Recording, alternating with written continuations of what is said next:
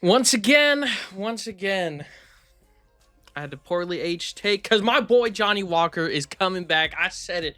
The Johnny Walker resurgence is back and it's alive. Shout out my boy. UFC Shanghai knocked out Jean Mignon via leg kicks, even though the leg kick is attributed to the TKO, but he was like ground and pounding him forever. Anyway, all jokes aside, I definitely don't think Johnny Walker's going to make a run for the title anytime soon. He already lost to Magomed Ankalaev. Maybe you could storyline your way in there, but he's like ranked 12. I have the rankings right here. He moved up one rank to rank 12. Shout out my boy Johnny Walker. But realistically, I don't know. He already lost to Volkan Oezdemir.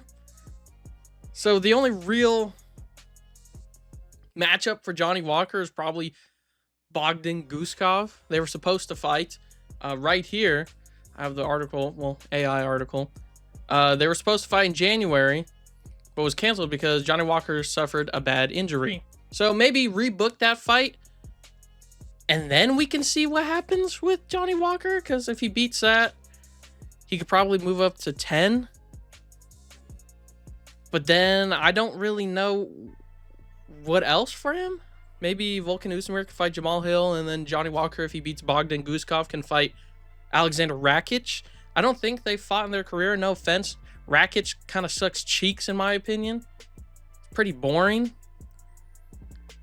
And I feel like he can't really rise to the occasion. I don't know if I'm being a hater when I say that, but I don't know. I've never been impressed with Rakic. Like, okay, so the thing that I said with Magomed in my rankings of champs by likability, I wasn't too impressed with Magomed, but he was beating guys, like, pretty convincingly. So who cares if I don't think he's as impressive and world beater like these other guys say. But Rakic, actually, I don't think he's that good. I feel like Jamal Hill beats him. I think Blachowicz beat him. Obviously, Magomed beat him. I think Prohaska beat him too. So I'm like, everyone in like the top 5 is beating him, except I think Jamal Hill. Well, he's top 6. But yeah, maybe Bogdan Guskov, then Alexander Rakic, and then maybe the Walker resurgence might start happening. And maybe I'm a dedicated follower of Johnny Walker. That's my boy, one of my favorite fighters. It's just he's so iffy. He's kind of like Michael Johnson. He had that 3-fight run. Well, I mean, he beat Anthony Smith, Paul Craig, and then like Ian Cutelaba. So not the best competition, but you know what I'm saying, right? When your boy starts going on a 3-fight win streak, you want to believe that they can make a run for the title. He was close. I think he was top 6. I don't think he ever broke into the top 5 during that time, but I feel like he potentially could. Maybe Johnny Walker versus Jamal Hill. Maybe if Jamal Hill wants a tune-up fight, he lost to Khalil Roundtree.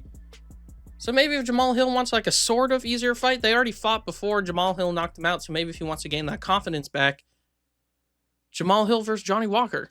Because I know Dominic Reyes is fighting Olberg. I feel like that would have been a decent fight for Johnny Walker, but Dominic Reyes is already fighting someone. For Johnny Walker, I think that's all I got to talk about for him. The Walker resurgence potentially is back. That's all I can really say. I mean, he beat Zhang Mingyang, who's young. He could take a loss. He could bounce back. Johnny Walker's kind of a veteran in this game a little bit. People used to think that he could beat John Jones, and now look what happened. I do know that he switched camps. He went from Coach Kavanaugh to Eric Nixick, which is pretty cool. And Eric Nixick is a really good coach. I think he won Coach of the Year when Strickland beat Adesanya. And he says he only wants to train world champions. So if Johnny Walker's dedicated to becoming a world champion, I'm sure Eric Nixick can help him work specifics or something, and then potentially maybe crack into the top 5, maybe become a number 1 contender. Who knows? Obviously, this is all fantasy. I want my boy Johnny Walker to go on that run. He's already lost to Oezdemir, Hill, and Magomed. I don't think he hasn't fought Pereira. Well, I don't think that's ever going to happen. I feel like if Pereira doesn't win this rematch, he's going to retire. So that automatically bumps him up. But yeah, I think just the Bogdan Guskov fight, rebook that. If Johnny Walker wants to move back up in the rankings, do it slowly. And then maybe if he beats that Bogdan Guskov, he could go up against Rakic or Jamal Hill rematch. Who knows? I don't think... Walker was eating some shots. I was kind of clenching my butthole when he was eating some shots. I was just like, man, this bro is going to get knocked out. but he didn't. And I was very surprised by that. Maybe Jean Mignon doesn't hit as hard as these other guys. But, you know, so far, so good. Obviously, he was fighting down in the rankings. Jean was looking to move up, and Johnny Walker spoiled the hype. So that's good. That's a plus for us Johnny Walker fans. Like I said, the Walker resurgence is one step at a time. What is this phrase? The journey of 1,000 miles starts with one step. That was the one step for Johnny Walker. Anyway, next up, I want to talk about my boy Aljamain Sterling right here, bro. My boy Aljamain Sterling moved up to rank number 5, beat Brian Ortega. A lot of people said the fight was boring. I don't agree. It was kind of slow, if you want to say that, but Aljamain was piecing him up, and then he had some good ground and pound. Brian Ortega just, I don't know. I think the weight cut was really bad. Maybe homeboy should move up. You know, that whole Tracy Cortez thing. Maybe there's more behind the scenes where he was self-sabotaging himself. But Aljamain Sterling, let's talk about him. He's good. He called out Volk. I don't think that's going to happen. I would like to see that, but Lerone Murphy, I feel like, has a better argument for fighting for the title than Aljamain, because he knocked out, I mean, granted, it was Aaron Pico, who was an unranked UFC fighter coming from Bellator, so maybe but it was a highlight reel KO. You know, the UFC loves that. They want to, what is it called? They want to reward that. Aljamain, some people called it a stinker. I feel like just having that conversation around your fight, even if I don't agree, is like a detractor. So the UFC might not be like, oh, let's not give it to him. Aljamain did make a good point. It's kind of funny. He was just like, we're both 36. Let the two unks battle it out. That's fair. Lerone Murphy is young, but he's number 4. He's above you in the rankings, dog. I don't think you could just jump him. I wish he could. That would be awesome. But, you know, Aljamain Sterling's going to have to wait a bit to get a title shot at featherweight. He's doing really good. Incredible work at, featherweight.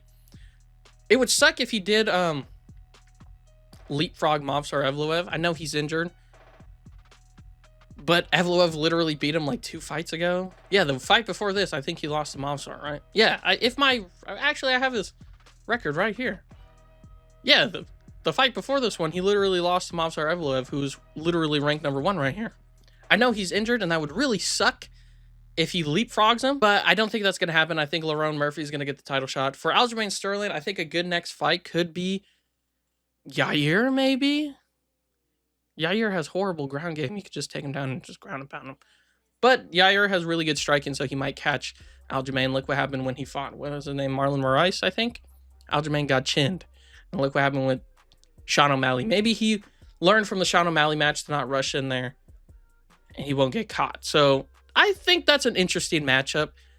If Aljo wants to move up in the rankings, I feel like that's kind of what you have to do. He fought Brian Ortega, who was ahead of Arnold Allen. I was thinking of Aljamain versus Arnold Allen. Brian Ortega, I think, was 5-4 in the rankings before the whole switch up. So it would be weird for Aljo to fight down. So Yair Rodriguez, wait for Lerone Murphy and Alexander Volkanovski, and the winner of that could probably get it. I don't know how long Movsar Evloev is going to be out. Unfortunate that he is injured, but, you know, that's the game. You know, people get injured, training, accidents happen, shit happens. So that's what I think should happen for Aljamain Sterling. I don't think he's going to get the title shot. It is what it is. Aljo is my boy, also one of my favorite fighters. But I don't think he has a strong case to fight Volkanovski.